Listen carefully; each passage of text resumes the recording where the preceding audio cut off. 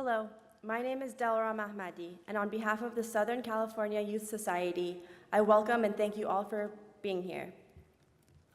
My family and I were forced to leave Iran and come to the United States after the reign of terror began in my homeland. I grew up here, and I'm now a third-year university student majoring in political science and international relations. My 24-year-old cousin was executed, and my dad, Mustafa, spent 8 years in prison under torture only for sympathizing with Iran's main opposition, the People's Mujahideen Organization of Iran, the MEK. So you can imagine how I grew up when I came to the United States as a little girl. Although my family left Iran, we did not leave behind the realities. I was always curious about everything around me. I always wondered why my father went to jail. What was his sin? How about my cousin? Why was he executed? When I started going to elementary school, I faced a big conflict every day. In my home, my parents were always following the news about Iran, and I could hear about the atrocities and what the mullahs were doing. But at school, no one else was talking about these issues. The priorities were different, and that is what made me even more curious. I soon found this deep desire in me in wanting to do something, and wanting to change things. The more I learned about my father, the more I became proud of him, the more I wanted to be like him.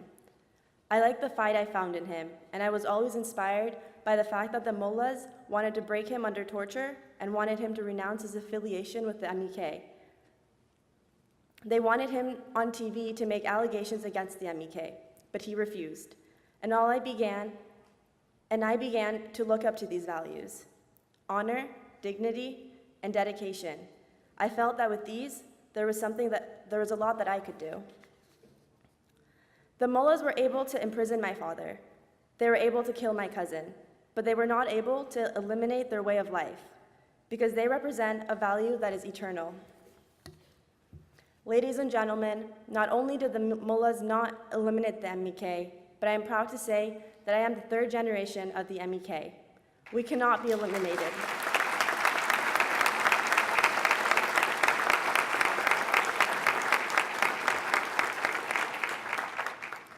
We cannot be eliminated. Our dedication to fight against the mullahs is eternal. My beloved friend Asiye, who is a few years older than me and had gone to Ashraf from California, was killed by the mullah's agents. But in fact, she is alive. She is alive in every one of us here.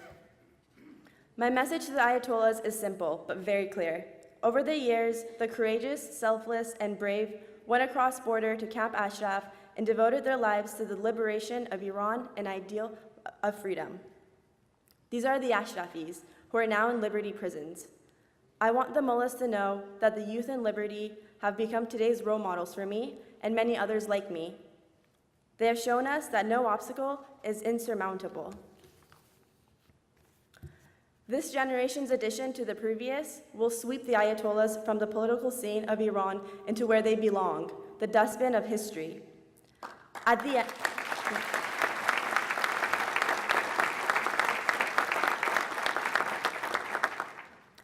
the end, I want to tell Madam Rajabi that we find ourselves in Iranian streets among the protesters, and will ourselves in Camp Liberty to share hardship with them. Most importantly, we are the voice of the youth in Iran and those in Camp Liberty, and I want you to count on us. I have one more message, and this one is for the mentor of my father's generation, Masoud Rajabi. And I want to end with what my father used to chant in the streets of Tehran before he was arrested. The world must know that Masoud is our teacher.